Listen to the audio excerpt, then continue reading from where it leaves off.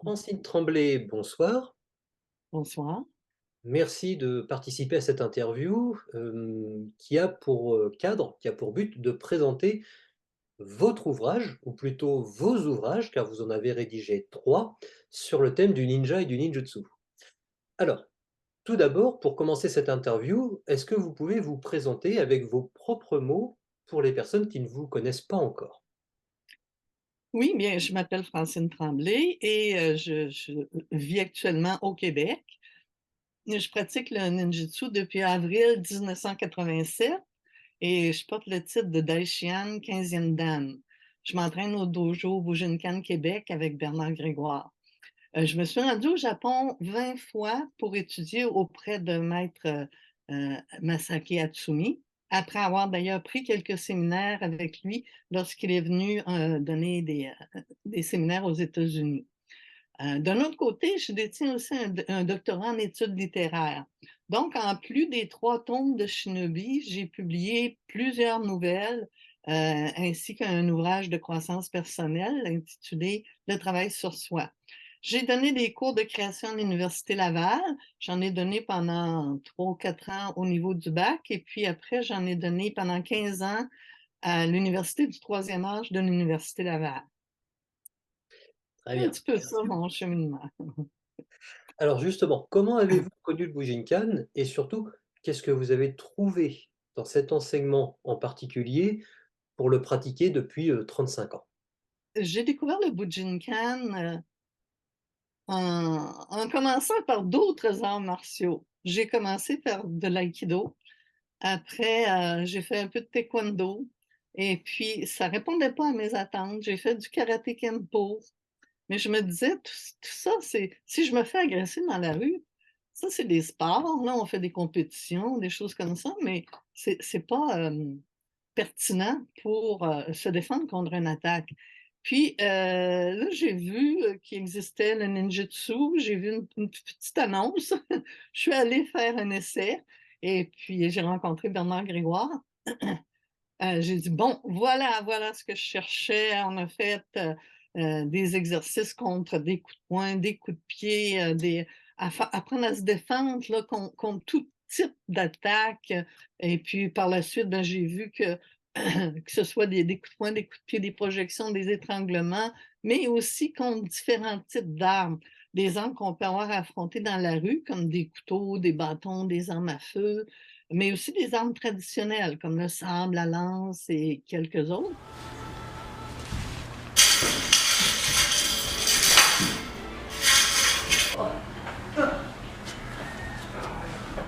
Puis, au Bujinkan, ce que j'ai trouvé intéressant aussi, c'est qu'on organise des camps en forêt pour des techniques de survie, pour apprendre à se servir de la nature aussi afin de se défendre. On travaille, des techniques qui nécessitent beaucoup d'espace, par exemple des armes longues.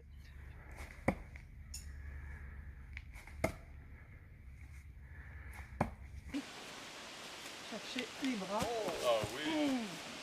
Puis même des stratégies de groupe. Heu, puis une chose qui est très intéressante et puis qu'on peut difficilement faire en dojo, c'est les techniques de camouflage et bien d'autres aussi, là. Puis ce que j'ai trouvé très, intéressant dans le Bujinkan, c'est qu'ici, comme au Japon, les entraînements se font dans la bonne humeur, dans l'entraide. Il y a pas de compétition, il y a seulement un esprit amical. Fait que, je dirais qu'en plus de m'apporter une bonne, autodéfense, c'est le ninjutsu va apporter une communauté d'amis à travers le monde entier et ça, c'est vraiment formidable. Mais la chose que m'a appris le plus aussi le ninjutsu, c'est la faculté d'adaptation. Puis je pense que ça ça représente ce qu'est le ninjutsu, l'adaptation.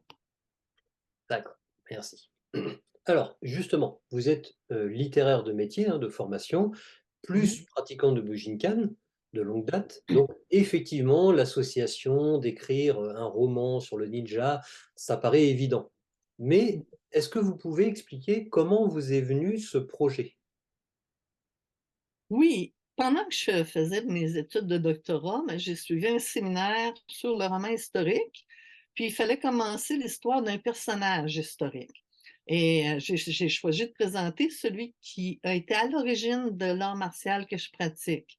Le Bujinkan regroupe 9 ryu ou écoles et en remontant les lignées des Soke aux maîtres, ce qu'on appelle les Soke, c'est les maîtres, de toutes ces écoles-là, j'ai découvert celui qui a fondé la première école, l'Iga Ryu, qui est Fujiwara no Chikada, mon personnage principal. C'est sûr que les shinobi existaient déjà depuis longtemps avant euh, Chikada, mais cet épisode-là marque le début de l'enseignement ninja.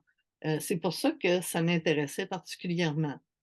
Donc, vous voyez que, effectivement, mon roman historique découle de l'association entre mon amour de l'écriture puis ma passion pour les arts martiaux. Justement, que raconte votre livre? Quel est le scénario? Quelle est l'histoire que vous proposez? Bon, je peux décrire un petit peu la série, là. Allez-y. Shinobi, mais c'est sûr, comme je disais tout à l'heure, que ça retrace les aventures de Fujiwara no Chikada, qui était un valeureux guerrier qui a ouvert la première école de ninja au Japon, du moins du côté de Iga. L'histoire se déroule au milieu du 11e siècle, donc c'est assez ancien. Puis à cette époque-là, bien, les nobles qui vivaient à la cour, ils accumulaient des richesses, puis ils s'intéressaient seulement aux cérémonies puis aux concours de poésie. Tandis que loin de la capitale, pendant ce temps-là, les paysans vivaient dans la pauvreté. Ça fait que dans le tome 1, Shinobi, la naissance du ninja, bien, Fujiwara no Chikada se révolte lorsque l'empereur lui refuse le titre qu'il convoite. À ce moment-là, il se réfugie dans les montagnes d'Iga, où il a été initié à des techniques martiales par le général Ikai.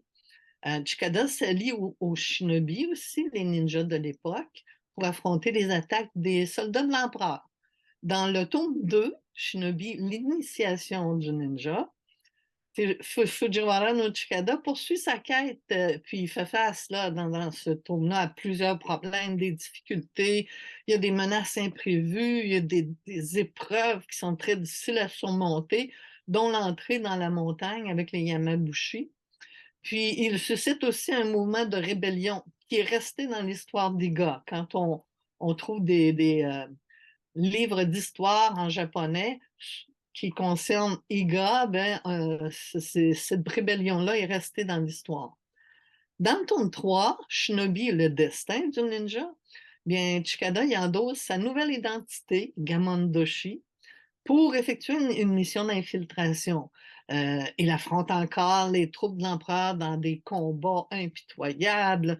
Il ouvre, c'est à ce moment-là qu'il ouvre la première école ninja, l'Igoryu. Malgré les trahisons, les nombreux obstacles et puis un amour impossible qui l'enflamme, il doit accomplir son destin. Donc, c'est une aventure captivante avec beaucoup, beaucoup d'action, mais aussi beaucoup de, je dirais, de mise en scène de ce qui se passait à l'époque. Merci beaucoup. Alors, comment est-ce que vous qualifieriez votre ouvrage? Est-ce que ce serait un roman historique, fantastique, romancé, imaginaire, initiatique? Je dirais que c'est un roman historique parce que ça porte sur un personnage qui a déjà existé au Japon au milieu du 11e siècle.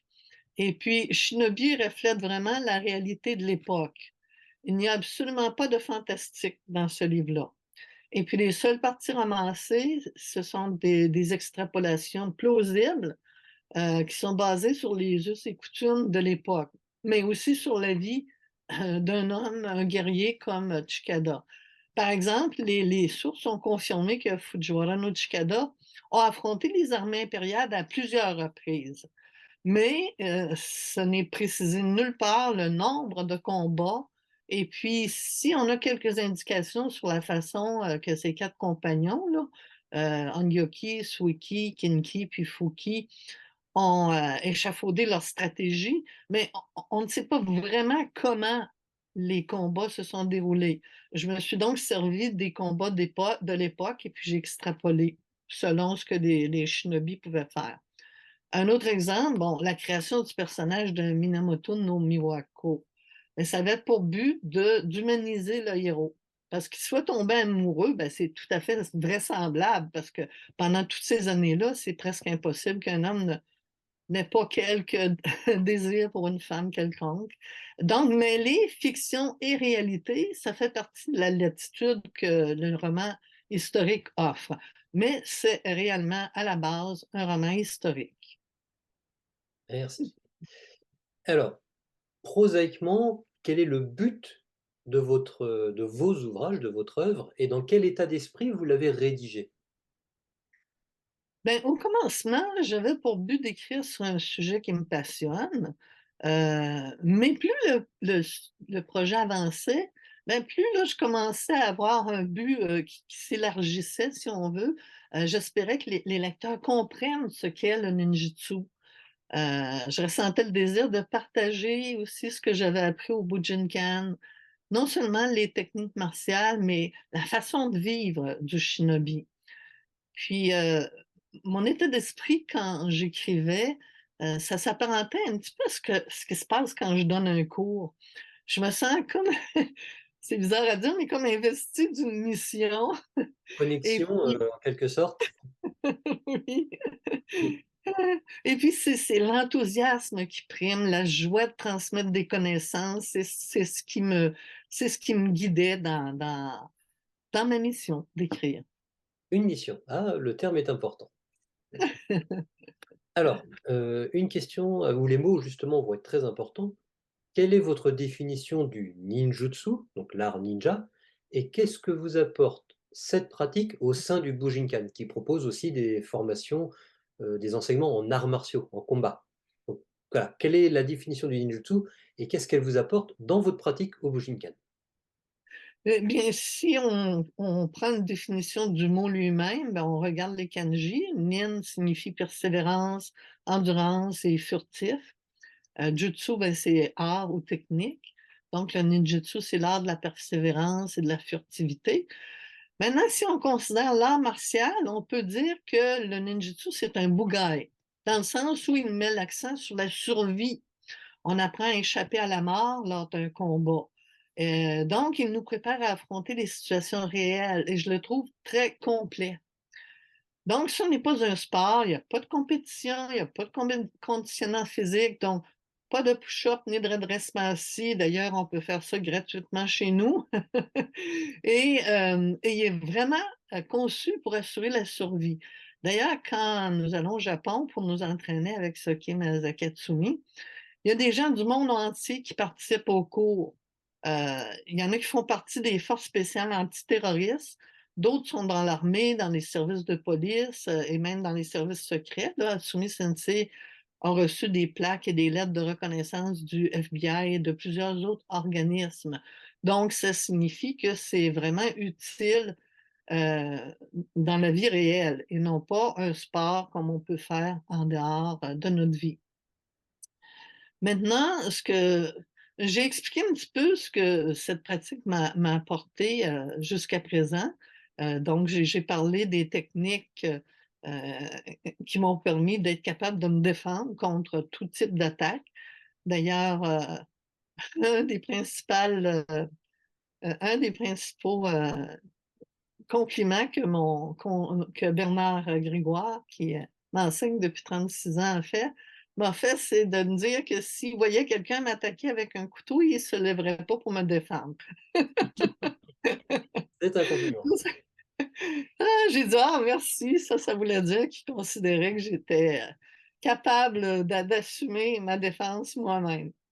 Mais ce que je trouve intéressant, c'est que je me sens aussi, quand j'arrive à un endroit où il y a des gens, je me sens comme un petit peu responsable de leur sécurité. Je me dis: «Ces gens-là sont un peu plus en sécurité parce que je suis là». Du moins, je l'espère et ça fait partie un petit peu de ce que je ressens.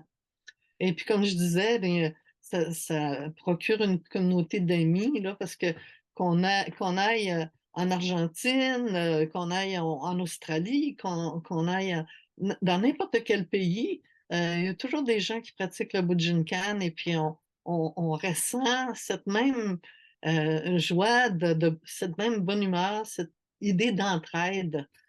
qui est très différente de l'idée de compétition que j'ai vécue dans les autres arts martiaux. C'est un petit peu ça. D'accord, merci. Alors, justement, maître, Hatsumi Masaki, fondateur du Bujinkan, quelle est l'aide qu'il vous a apportée? Donc, dans votre ouvrage, il a rédigé plusieurs calligraphies, hein, qui viennent, ornementer, mais vous a-t-il apporté d'autres choses? Et là, je peux vous montrer un petit peu les calligraphies. Oui, bien sûr. Ici, dans le tome 3, c'est la calligraphie qu'il m'avait donnée pour, donc ça, je lui ai été, très, très reconnaissante d'avoir fait toutes ces calligraphies-là. Puis il m'a aussi accordé, quelques entrevues. Ces entrevues-là m'ont permis de comprendre la vie de Chikada, qu'on appelle aussi Gamondoshi. Parce que, bon, vous savez qu'en Orient, on croit à la réincarnation. Personnellement, j'y crois aussi.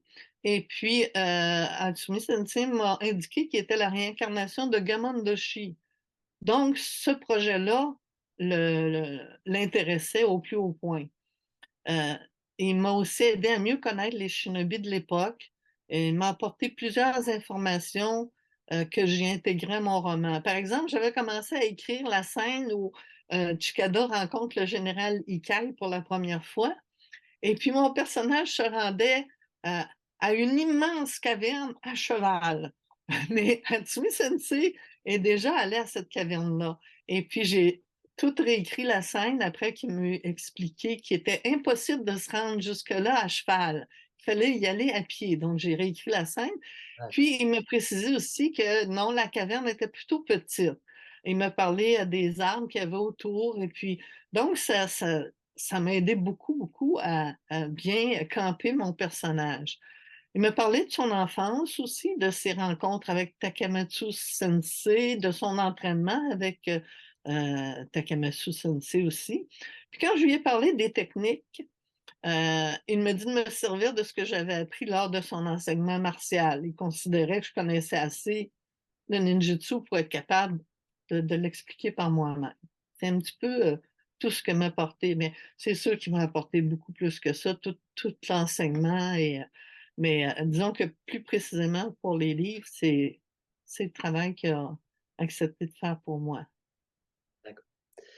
Alors, est-ce que pour ce roman historique, hein, donc, qui a, tout un background, tout un fond culturel différent, est-ce que vous êtes allé chercher des informations en dehors du Bujinkan proprement dit? Quelles sources, quel type de sources vous avez utilisé pour le ninjutsu, pour le Japon? OK. Ben, c'est sûr que pour les arts martiaux et la stratégie, je me suis servi de livres portant sur le ninjutsu et les shinobi. Et c'est sûr que c'est les livres de Hatsumi Sensei ici. Je pense qu'on Oui, on les voit. les voit comme faux, oui. C'est Oui, oui. qui ont été ma source de base, là, si on veut. Puis après, je me suis servi des grands classiques comme L'art de la guerre de Sensu, le Bakusin Shukai, le Shonen. Shoninki, ça c'est les grands classiques.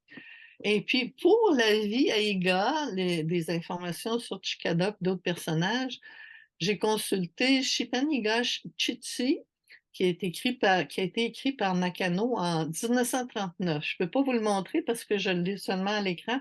Je l'avais fait venir du Japon par l'Université Laval. Et puis, je m'en suis servi, mais j'ai été obligée de le retourner, malheureusement. J'ai utilisé aussi un Introduction History to the Schools of Bujinkan de Richard Van Damme, qui est Paul Richardson. Puis aussi le site de Sean Agnew, Askew, excusez, je l'ai mal Oui, prononcé, The Grave and the Toda Family of Iga and Fujiwara Chikata. On voit bien les lieux et puis ça aide beaucoup. J'ai trouvé également un site sur la généalogie dans le Japon ancien. Finalement, un très vieux livre, très, très vieux livre en japonais qui semblait être de la période Meiji. La traduction du titre est quelque chose comme Picture Book of Martial ou Military Code, Historical Brave Warriors de préface. Puis ça décrit de nombreux braves guerriers dans l'historique japonais, presque depuis l'ère de la mythologie jusqu'à il y a plusieurs siècles. Et voici une page qui parle de Chikada. On voit ici, Chikada et les 4, ses 4 compagnons. On on voit dans le livre, c'est de mon personnage dont on parle. Tout ce qui concerne la vie et les coutumes à la cour, bien, je me suis surtout basée sur les ouvrages de Francine Eraille. Je ne sais pas si vous la connaissez, mais c'est une historienne française spécialiste du Japon et spécialiste notamment de l'époque de Heian, l'époque dans laquelle se situe mon histoire. Donc, elle a écrit de nombreux livres sur cette époque où se passe l'histoire de Chikada, dont la cour du Japon à l'époque de Heian au 10e et 11e siècle, puis d'autres livres aussi, l'histoire du Japon. C'est une historienne très aguerrie et puis qui a vécu au Japon longtemps aussi. Ce qui est intéressant, c'est qu'elle a traduit des notes journalières de certains hauts dignitaires de la cour de cette époque. Puis dans leurs notes, elle décrivait en détail, mais là, quand je dis en détail, c'est vraiment en détail, le déroulement des cérémonies, les décors, les protocoles, les vêtements, etc., etc. Il y a aussi Nicolas Fievé qui m'a fourni des cartes. Je ne sais pas si on la voit bien comme ça ici, mais il y a des cartes qui ont paru dans son atlas de Kyoto, de Heian, et qui illustrent la ville d'Eian, le palais impérial et le palais intérieur. Pour les Yamabushi, notamment pour faire revivre le pèlerinage de l'entrée dans la montagne, j'ai consulté quelques livres, plusieurs sites Internet, mais surtout, j'ai visionné une vidéo sur le Shugendo. Et ça a été vraiment, vraiment extraordinaire. Certaines informations que je ne pouvais pas trouver dans les livres sur le Japon m'ont obligé à me tourner vers des ouvrages comme Histoire générale de la Chine ou Annales de cet empire, écrit en 1778. Puis d'autres livres aussi, Résumé de l'histoire de la Chine en 1825. Quelques livres, surtout sur la Chine, parce que c'est sûr qu'on ne le trouvait pas dans l'histoire du Japon. Je tenais à consulter plusieurs ouvrages puis différents sites pour m'assurer que j'avais une excellente diversification de mes sources. J'ai ainsi pu recouper tous les renseignements. Fait que ça m'a permis de vérifier puis de confirmer les données portant sur un même sujet pour éviter naturellement les erreurs. Et si vous allez sur le site de Fides, vous trouverez les bibliographies pour les 3 tomes.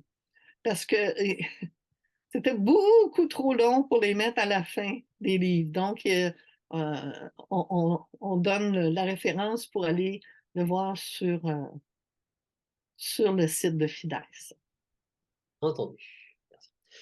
Il y a Alors eu beaucoup justement, de lectures. les sources, c'est une chose, hein, effectivement, mais pour vous, personnellement, quelles ont été les principales difficultés quand on écrit sur une culture différente, une époque différente, un monde différent? Tu n'as pas vraiment des difficultés, mais plutôt, ce qui était exigeant, c'était la considérable et très minutieuse recherche que j'ai dû faire, comme je disais tout à l'heure, sur le plan culturel, géographique, historique, sociologique, en plus de martial. Puis c'était une recherche qui s'était échelonnée sur plusieurs années. J'ai dû le faire à temps partiel parce que je travaillais, mais pendant 6 ans, j'ai fait de la recherche puis commencé à écrire. Puis les 3 années qui ont suivi, j'ai écrit chacun des 3 tomes, mais avec tout le travail qui avait été fait avant. Et puis pour faire renaître le Japon du milieu du 11e siècle, je devais connaître la vie puis les coutumes à la cour, le fonctionnement du régime politique de l'époque. Bon, c'est sûr qu'il n'y a plus personne qui a vécu à cette époque qui existe actuellement, donc les sources fiables sont réduites. Mais heureusement, il y a de nombreux écrits qui rapportent la vie de l'époque, comme je l'ai expliqué un petit peu tout à l'heure. Alors justement, cette représentation du ninja, hein, c'est celle que vous proposez dans vos ouvrages, elle est à contre-courant des représentations médiatiques habituelles du ninja, hein. Il n'y a pas de pyjama noir qui crée, de la magie et cetera, hein. Donc comme vous l'avez dit, vous êtes dans un roman historique et Ouais. vous avez, c'est un choix littéraire, vous avez mis davantage l'accent sur cette formation au ninjutsu, sur, la formation du mental, de cette endurance qui sont nécessaires à acquérir et ça, rien que ça, même pour un roman historique réaliste, ça en fait quand même une singularité dans les représentations habituelles. Alors, qu'est-ce qui a motivé ces choix particulièrement de représentation? Qu'est-ce que vous vouliez présenter dans le ninjutsu? Mais tout d'abord, ce que je ne voulais surtout pas faire, c'était, je cherchais vraiment pas à écrire un livre à sensation, ni un roman de fiction. Je voulais vraiment ra rapporter la vie réelle d'un shinobi de l'époque et puis, ça me tenait à cœur de démystifier les supposés pouvoirs magiques, comme le fait de se transformer en corbeau. La façon dont je l'explique, on voit que ça semble être un pouvoir magique, mais quand on comprend ce qu'il y avait en arrière, on voit que c'était pas vraiment des pouvoirs magiques. Justement, on va Puis, en parler, oui. Allez-y. oui, le kimono noir, bien, il est porté par, les pratiquants de ninjutsu actuels à travers le monde, mais c'est plutôt une forme de convention, parce que c'est plus pratique si on veut que tout le monde arriverait en jeans ou n'importe comment là, mais ces gens-là savent que le ninja, veut passer inaperçu. Donc il veut se fondre à la masse, il va s'habiller comme les autres et d'ailleurs, vous ne verrez pas de pratiquants de ninjutsu se promener dans la rue en kimono noir. Ils s'habillent comme tout le monde. Et ce que j'aime dans le ninjutsu, c'est son adaptation. On doit s'adapter à notre propre physique, à nos émotions, à nos capacités, mais aussi s'adapter à l'adversaire qui se trouve devant nous, ses habiletés, ses réactions, mais en plus, s'adapter à notre environnement. Ça fait que j'ai, tenté de faire découvrir la véritable vie des shinobi, qui n'étaient pas constamment en guerre, hein. Les gens, je pense qu'ils voient les ninjas toujours en train de se battre, mais c'était des cultivateurs, des médecins, des ingénieurs, des gens des paysans, des gens ordinaires. Mais la vie à cette époque-là, était vraiment dangereuse. Il y avait souvent des conflits pour des territoires, des affrontements pour s'approprier les biens ou les terres d'une communauté. Puis il y avait beaucoup de luttes contre les brigands aussi. Il fallait donc qu'ils apprennent à se défendre. La vie était rude dans les montagnes. La formation, le mental, l'endurance, tout ça, ça comptait beaucoup.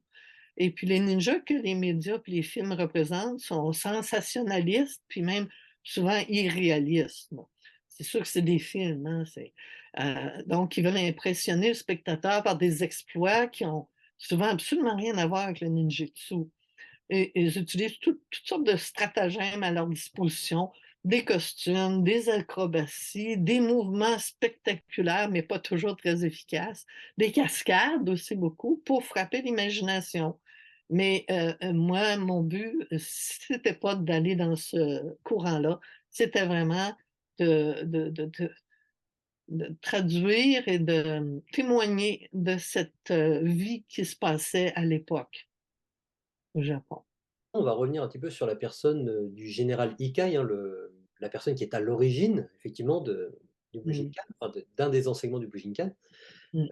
Alors, il y a un petit peu effectivement une représentation très culturelle parce que dans la culture japonaise, dans l'histoire et même en Asie en fait de façon plus générale, la représentation d'un ermite qui est le dépositaire d'un savoir extraordinaire et qui ne dispense retiré dans ces montagnes qu'à quelques disciples, hein, triés sur les volets, c'est quelque chose de très présent. Et on le voit encore même aujourd'hui dans des jeux vidéo, dans des films, dans des romans ou des mangas.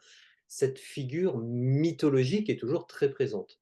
Donc, puisque le général Ikai correspond lui-même à son corps défendant, pourrait-on dire, à cette figure mythologique, comment avez-vous, négocié justement, cette image? Est-ce que vous avez essayé de privilégier l'aspect le plus historique possible? Alors que, comme vous l'avez dit, hein, tous les témoins de cette époque sont morts, donc il est assez difficile d'avoir un témoignage précis. Donc, est-ce que vous avez maximisé l'aspect historique ou est-ce que vous vous êtes un petit peu laissé porter par cette aura mythique du personnage?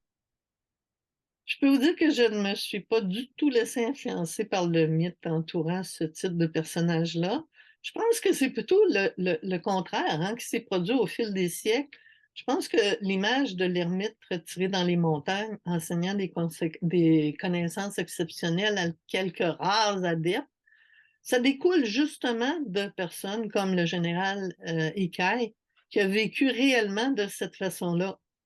Selon les informations que j'ai recueillies, le général Ikaï aurait quitté la Chine en 1049 pour se réfugier dans une grotte du mont Takao dans la province d'Iga. Et ça, c'est reconnu que c'était un spécialiste de l'Icho Jitsu et de l'Onryo no Jutsu. Et c'est avéré aussi qu'il a enseigné plusieurs techniques, dont le Gyoku-ryu Koshijutsu, ainsi que des principes stratégiques à Fujiwara no Chikada, Gamondoshi, et à Ugenbo Teshin. J'ai donc tâché de coller au plus près à une réalité historique avérée.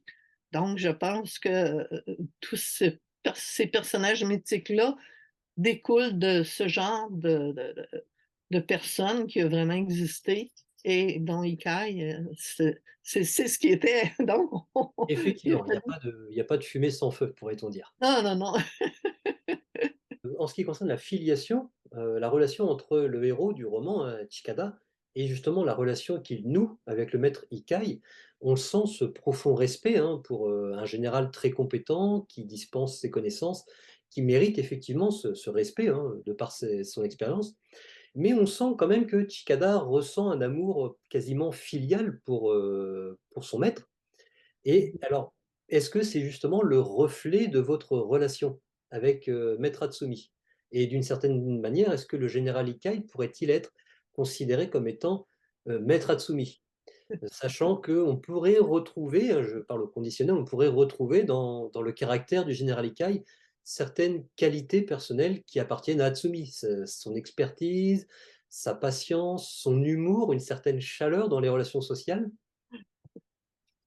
Bon, ben, j'aimerais beaucoup, mais ce n'est pas le reflet de ma relation avec le maître Hatsumi, mais plutôt celle de Soke Masaki Hatsumi avec son professeur Takamatsu Tokushitsugu.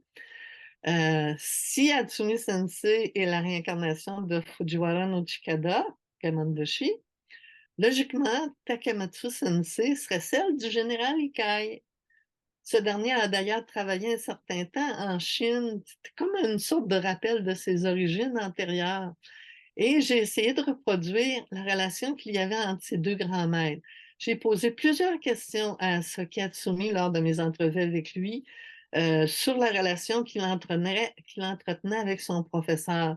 Et j'ai essayé de traduire cette relation-là parce que ces deux grands maîtres-là étaient très, très proches. Et puis, je pense qu'ils s'aimaient beaucoup, ils s'appréciaient énormément.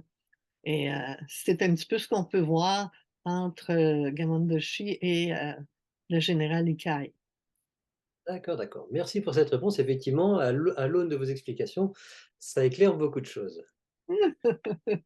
Alors, vous avez aussi décidé de consacrer une partie de l'entraînement de votre, héros, de votre protagoniste, au Shugendo Oui. et donc ce n'est pas un enseignement, c'est un enseignement spirituel religieux qui n'est pas dispensé au Bujinkan.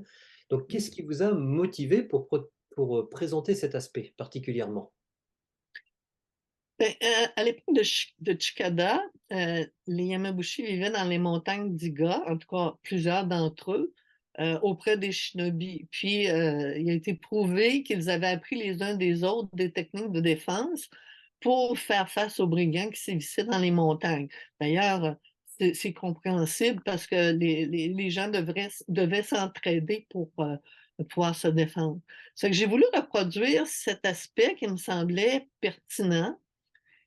Si plusieurs shinobi s'initiaient certainement au Shugondo, heu, parce qu'ils partageaient cette aspiration religieuse-là, il est impossible de savoir si Chikada l'a fait également. Par contre, le fait qu'il ait changé de nom pour Gamon Doshi, Doshi qui veut dire un moraliste, hem, je me souviens plus exactement, mais en tout cas, c'était, un moraliste, Connotation, nous le laisserait... religieuse, vertueuse, spirituelle alors? Oui, oui, c'est ça. Donc ça nous le laisserait penser.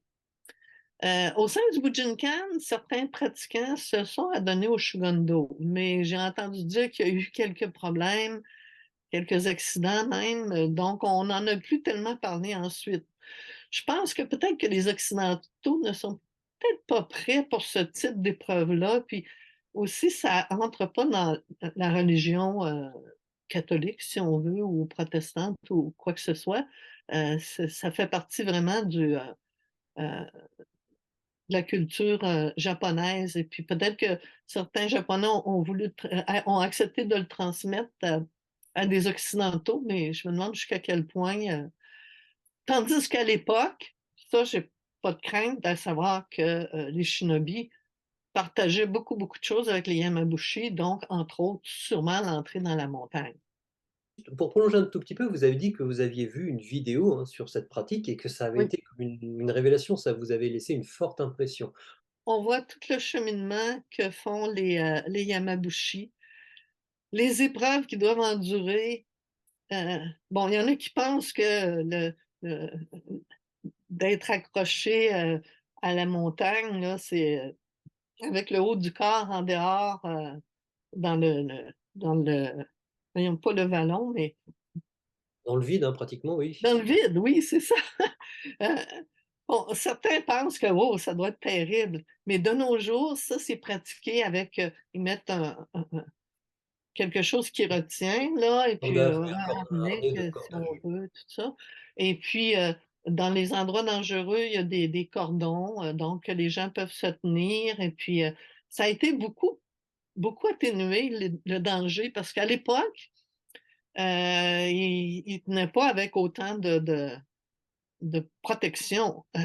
Donc, quand ils sentaient qu'ils se laissaient aller dans le vide, il y avait vraiment peur, là. Et puis, je dirais que la chute d'eau la méditation sous la chute d'eau glacée est probablement une des choses les plus dangereuses et les plus épeurantes que moi, je pense pas que j'accepterais de le faire. J'aurais trop peur, surtout à mon âge. J'aurais peur que le cœur lâche ou quelque chose comme ça, mais heu c'est ça, c'est quand j'ai vu la vidéo, j'ai trouvé, que c'était très difficile d'affronter toutes ces épreuves-là. Par contre, quand je me suis renseignée sur comment ça se passait à l'époque, puis que j'ai vu que c'était encore pire, beh, là, j'ai dit, c'est il faut absolument que je rapporte ce qui se passait à l'époque pour que les gens voient bien que c'est pas ce qu'ils vont vivre actuellement, là. D'accord. Hem, alors, est-ce que vous-même avez-vous pratiqué ou est-ce que vous pratiquez actuellement certains des entraînements que vous avez présentés dans votre ouvrage? Percevoir le ki, l'énergie, l'intention meurtrière, le saki, ressentir l'aura des d'autres personnes. Est-ce que voilà, est-ce que vous avez, pratiqué ce genre de choses? Est-ce que vous le pratiquez aussi? Et c'est sûr qu'ayant passé mon 5e dan, j'ai subi le Saki test. À l'époque où j'ai passé ce test-là, il y avait seulement, Masaki Hatsumi qui pouvait le faire passer. C'était en 2001. Il devait y avoir environ 300 participants au Budokan et puis, les 3 personnes qui ont essayé de le passer avant moi, ils ont reçu un coup de bâton sur la tête, mais que curieusement, ça ne m'a pas affecté du tout, ça ne me dérangeait pas. Je suis allée m'installer puis, pour réussir le test d'ailleurs, il faut être très détendu, faire le vide à l'intérieur de soi. Je me sentais bien, comme un petit peu en état de grâce, fait que je me suis agenouillée devant le grand maître, puis j'ai attendu, j'ai attendu. Là, vous allez reconnaître un passage du livre. À un moment donné, j'ai senti que le plafond me tombait sur la tête. Alors là, je me suis déplacée rapidement et j'avais réussi. C'était la descente du sabre, puis les félicitations de Soki Hatsumi m'ont rendue très heureuse. J'étais bien contente. Mais j'ai perçu ce danger atroce-là qui, pour moi, ça s'est, traduit comme si c'était le plafond qui tombait sur ma tête, mais c'était juste un bâton finalement. Mais ce qui veut dire qu'Hatsumi Sensei est capable d'envoyer, de faire ressentir à quelqu'un d'autre, heu, une énergie très puissante. Je vois plusieurs personnes qui font passer le Saki test de nos jours et puis, on voit qu'il y a pas nécessairement la même énergie. Tsumi Sensei, on le voit des fois, il reste très calme, puis tout à coup, son visage devient comme s'il était pour, attaquer la personne devant lui, là, mais pour percevoir cette intention-là, il faut vraiment être très relax, puis rester très naturel. Heu, Bernard, et moi, on est allés à un séminaire aux États-Unis qui était donné par un professeur qui pratiquait aussi des exercices comme, la marche sur la braise. Puis il nous a fait subir cette épreuve-là et ça demande une grande préparation. C'est très captivant. Moi j'ai trouvé ça bizarre parce que l'impression que ça me donnait, c'était comme si je marchais sur du velours. C'était légèrement chaud, mais pourtant c'était vraiment de la braise. Pour percevoir l'énergie, l'aura énergétique, bien, on fait des exercices qui sont assez simples, hein. Il s'agit de visualiser l'énergie qui se dégage, du corps humain. Donc on s'installe dans une salle où ça doit être à mi-pénombre parce que si c'est trop éclairé, l'énergie, se mélange avec la lumière et puis on peut pas le voir. S'il fait trop noir, nos yeux ont de la difficulté à s'habituer. Donc en mi-pénombre, on voit assez facilement, qu'il y a un rayonnement autour. Là, en tout cas, je pourrais vous parler de si ça vous intéresse, des recherches, kirlianes puis des recherches russes sur, l'aura, mais c'est plus, des pratiques qui, se font en Orient. Les Occidentaux sont moins habitués à ce genre de pratiques-là. Effectivement, oui. On va y revenir tout à l'heure. Vous avez dit tout à l'heure, au début d'interview, quelque chose d'intéressant qui résonne avec ce que vous venez de dire maintenant. Je le redirai pour les personnes qui nous regardent tout à l'heure. Maintenant que vous avez rédigé ces 3 ouvrages, quel changement dans la perception du ninja vous souhaiteriez que votre œuvre apporte au lecteur? Quelle plus-value, quelle pierre à cet édifice de la représentation? Bon, c'est sûr que la plupart des lecteurs, n'ont peut-être pas une connaissance approfondie du ninjutsu et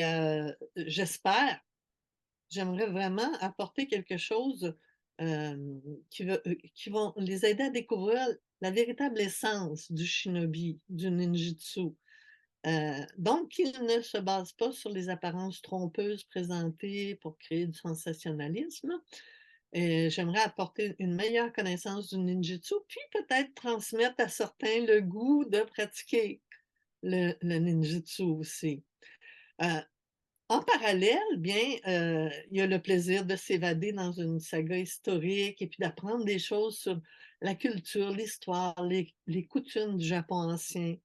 Parce que, je me rends compte, que je témoigne d'un moment historique du Japon qui a vraiment peu été traité dans la littérature. Heu, Avant, bon, à l'époque où il y avait, Fujiwara, comment il s'appelait? Fujiwara? Non, en tout cas, c'était, un dirigeant, à la cour, dans le temps de l'époque où, a été écrit le premier roman historique. Ça, c'est beaucoup avant.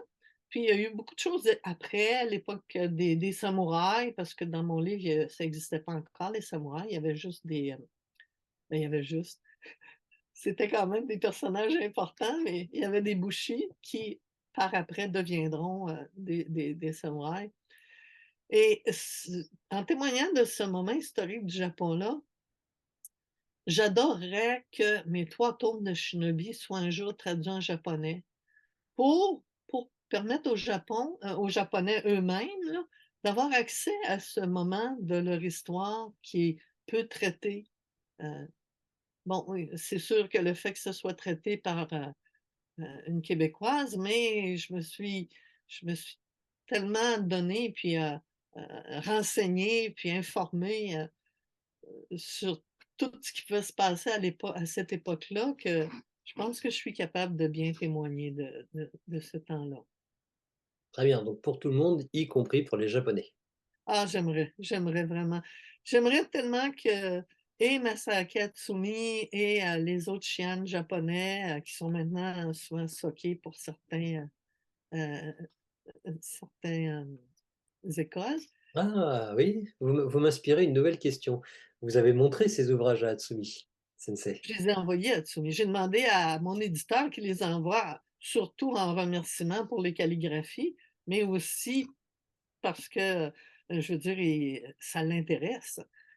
Juste le fait comment il répondait à mes questions quand je l'ai interviewé et il les a en main.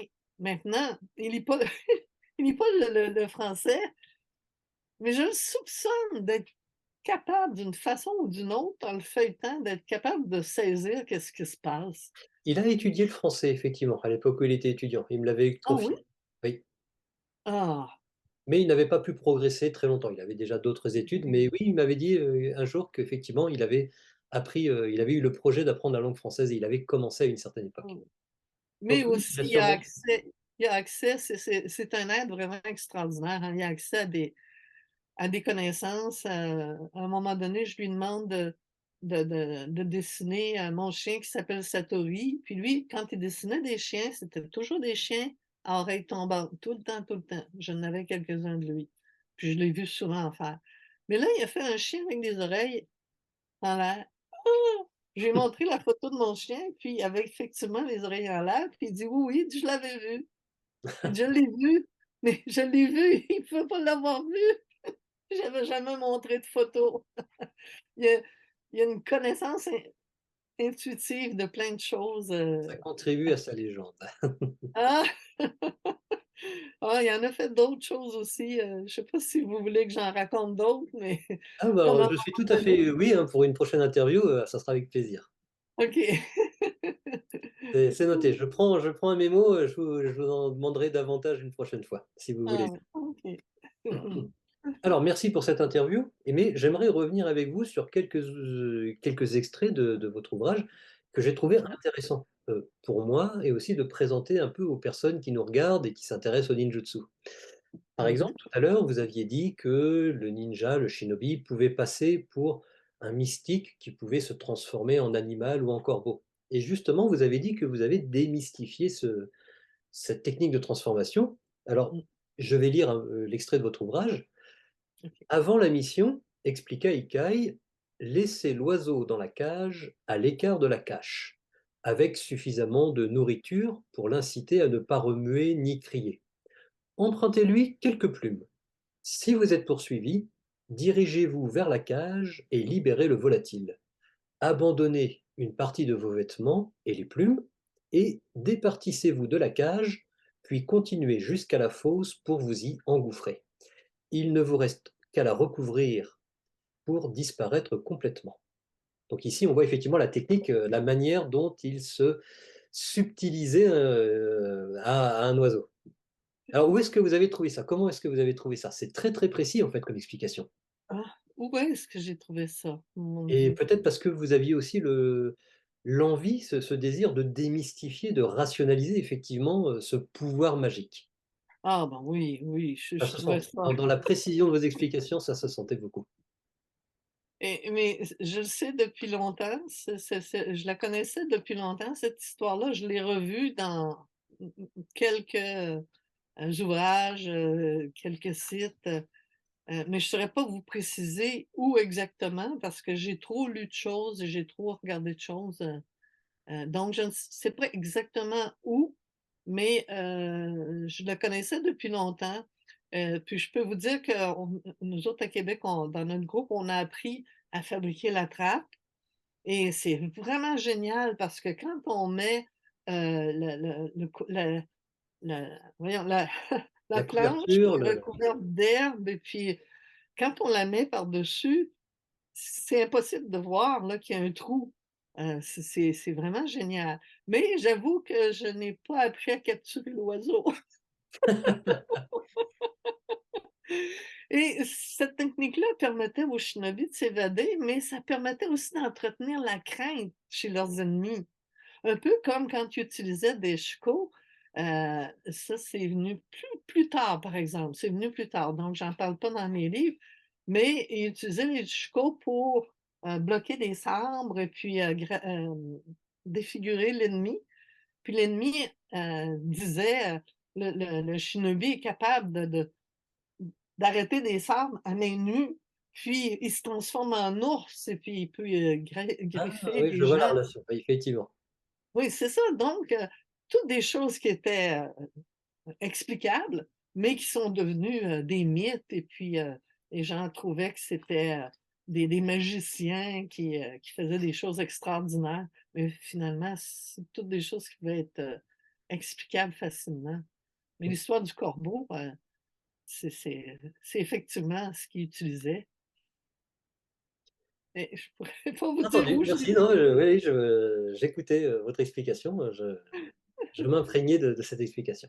Alors, il y a effectivement, alors ça peut sembler paradoxal pour certaines personnes, ça ne l'est pas pour nous qui sommes peut-être un peu plus familiers avec la culture ou le monde asiatique, mais vous Mmh avez parlé de quelque chose d'un roman historique, donc réel, réaliste et pas mh. de fantaisie, pas de fantastique. Cependant, on parle effectivement d'énergie, de chi, d'aura, donc ça Mmh. effectivement, pour les personnes occidentales, ça pourrait paraître du fantastique, alors qu'en réalité, en Asie, c'est un concept tout à fait normal, voire même quasiment scientifique. Donc effectivement, Ouais. on n'a pas l'habitude, ça peut paraître fantaisiste, ça l'est beaucoup moins pour les personnes qui connaissent un peu l'Asie ou qui sont nées dans cette culture-là. Donc par OK. exemple, un autre extrait de votre ouvrage, hem, quand Maître Ikai dit: «Le Gogyo vous apprend à prédire les mouvements des troupes ennemies. Le Chi, l'énergie interne, vous aide à détecter une agression imminente, même si elle provient d'un adversaire embusqué. Fiez-vous à vos pressentiments, concentrez-vous sur votre point de chi, surveillez les sensations qui vous assaillent et je vous laisse méditer.» Et ensuite, donc, ils portent une attaque furtive qu'ils esquivent tous deux, hein, Chikada et son compagnon. Vous avez tous les deux réussi le test du Saki, jubila Ikai qui s'inclinait devant ses élèves. Donc ça, Mmh. effectivement, vous aviez parlé du Saki test tout à l'heure. Oui. Et un peu plus loin, vous dites aussi, dans les techniques de camouflage, pas seulement pour détecter les agressions, devenir invisible dans la forêt exige plus que de simples méthodes de camouflage. Vous vous rappelez les exercices pour réussir à percevoir l'énergie dégagée par le corps? Et un peu plus loin donc, à chacune de vos inspirations, imaginez que l'énergie de votre corps se retire à l'intérieur de votre point Ki. Le halo lumineux se rétrécit de plus en plus, il pénètre en vous et se volatilise. Alors, est-ce que c'était pas un peu difficile de parler de ce genre de choses, sachant que ça risque de perdre certains lecteurs qui n'ont pas été initiés ou familiers avec ce genre de choses? Mais c'est sûr qu'en Occident, c'est moins étudié, là. Pour la perception, tout le monde, ou presque, a déjà senti, par exemple, dans un cinéma ou quelque chose, on dirait que quelqu'un me regarde, puis on se tourne et puis effectivement, quelqu'un est en train de nous regarder. Donc c'est un petit peu ça et si on reste naturel, on peut les sentir ces choses-là, mais on est tellement, rendu, dans un monde, où tout doit être, expliqué puis tout ça. Ils disent: «Bon, comment est-ce que j'ai pu le sentir?» Ben regarde, là, c'est ton si on pourrait aller dans l'énergie, en Occident, c'est moins étudié, mais l'existence du corps énergétique, c'est la base des médecines chinoises puis indiennes traditionnelles. Pour eux, ça n'a absolument rien de spectaculaire, c'est tout à fait normal. Je ne sais pas si, certaines personnes le savent, mais la photographie kirliane, qu'on appelle aussi photographie électrophotonique, photonique, excusez, c'est l'art de photographier le halo de lumière que dégage tout être vivant. Bon, les travaux de Kirlian, d'ailleurs, ont été repris par, le professeur, Korotkov, là, dans Russie et ce qui l'a poussé à poursuivre ces recherches-là, c'est la relation qui existait entre les canaux d'énergie de la médecine traditionnelle chinoise, puis la photographie à effet Kirlian. Lui a développé une technique d'imagerie énergétique qui mesure les émissions de photons, d'électrons, et cetera, des êtres vivants et cette électrographique-là permettrait d'évaluer l'état de santé des personnes. Heu, Avec un peu de pratique, on peut percevoir assez facilement l'énergie dégagée par le corps humain. Comme je disais, on s'installe dans une pièce sombre, on regarde la personne, on voit une faible lueur entourer son corps. nous autres, on a fait ces exercices-là souvent, puis je me souviens qu'à un moment donné, heu, on était 4 personnes, puis on regardait un étudiant pour voir son énergie. Puis après, on était un petit peu étonnés qu'il y avait pas de lumière au niveau de l'épaule. Il y en avait partout, mais pas là. On l'avait tout remarqué, mais sans nous consulter, tu sais. Puis là, il dit: «Ah», il dit: «J'ai tellement mal à l'épaule». Puis Ah, là, comme par ben, j'ai là, j'ai pensé aux recherches, qui avaient été faites justement par, en Russie, et sur l'effet Kirlian qui pouvait démontrer, heu, l'état de santé des personnes. Puis il disait: «Mon Dieu, ça serait tellement facile de pouvoir, voir avant même des fois que se déclare une, maladie». Mais c'est sûr qu'en Occident, les gens sont pas très, très, ouverts à ce genre de choses-là. effectivement.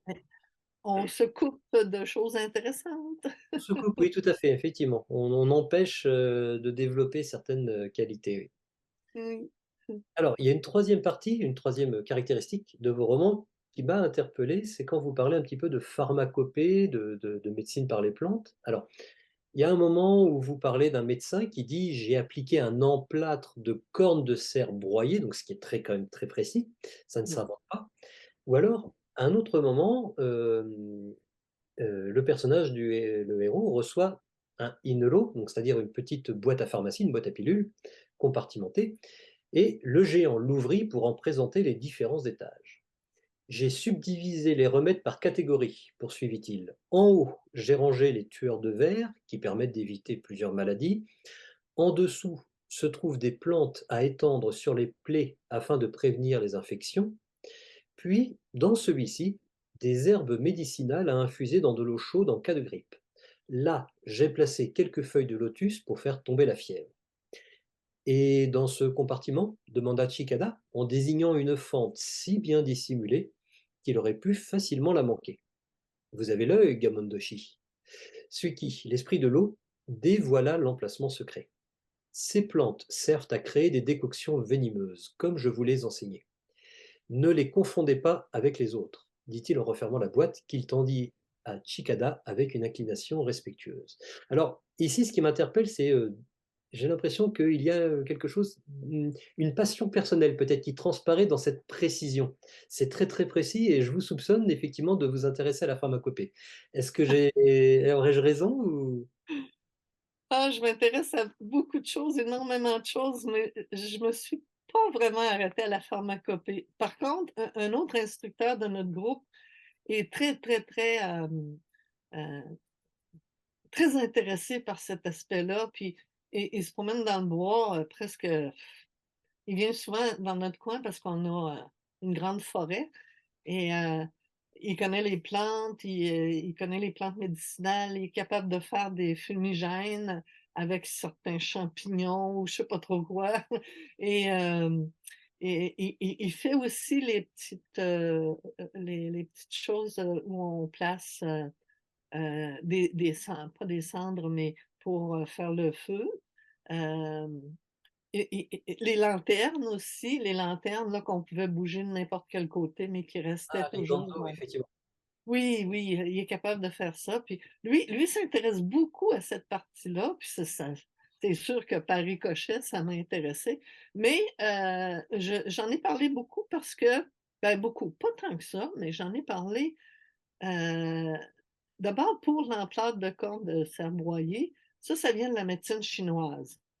À cette époque-là, c'était la Chine qui avait apporté beaucoup, beaucoup, beaucoup de connaissances au niveau médical et c'est de là que vient, d'ailleurs, je me souviens que Kinki quand il, Suiki, excusez, quand il parle de soigner les gens, ben, il présente Tachikada, son maître, qui est un Chinois. Il dit: «C'est lui qui m'a tout appris en médecine». Heu et tout ce que je rapporte est effectivement, réel, de ce qui se passait à l'époque. Donc il y a des choses qu'on retrouvera pas là. De nos jours, il y a plus personne qui va faire des emplâtres de cordes de cerf broyées, mais c'était des choses qui étaient utilisées à l'époque, des vrais remèdes, puis, Même, Swiki utilise, les débuts de l'acupuncture. Le mot acupuncture n'existait pas à cette époque-là, mais la façon de travailler avec les méridiens et puis, ça existait. Ça venait de la Chine naturellement. Tout l'aspect médical venait un petit peu de Chine, je dirais. Et je trouvais que c'était passionnant à lire. Pour en faire moi-même, peut-être pas, ni pour les médecines, puis encore moins pour les poisons. Mais, c'est des choses qui sont fascinantes, hein. Comment Kinki, Swiki plutôt, heu, s'injectait du venin de serpent pour devenir immunisé contre le venin de serpent. Puis Chikada, qui était tout feu tout flamme, voulait, utiliser la même technique, mais, Swiki il a dit, «Hey, moi», il dit: «Ça fait des années, des dizaines d'années que je fais ça, tu peux pas faire ça du jour au lendemain, là». Donc c'est tout cet aspect, qu'on pourrait penser mythique, mais qui ne l'est pas en fait, c'est très scientifique. Effectivement, bah, J'aime ce mélange de science et de mystique. très bien. Alors madame Tremblay, merci beaucoup d'avoir répondu à ces questions, pour cette interview, de nous avoir présenté votre parcours, votre ouvrage, vos attentes, hein, vos attentes et vos espoirs. Donc, je souhaite bon courage, hein, dans bonne continuation et un succès toujours croissant pour, vos ouvrages qui méritent, à être de plus en plus connus. Merci beaucoup, ça me Est-ce que fait vous avez plaisir un d'avoir dernier à participé. ajouter? Non, mais comme je disais, on devrait peut-être le sous-titrer en japonais pour inciter les Japonais à à le faire traduire. Entendu, c'est une idée à creuser. Merci beaucoup et à bientôt. Merci, bonjour.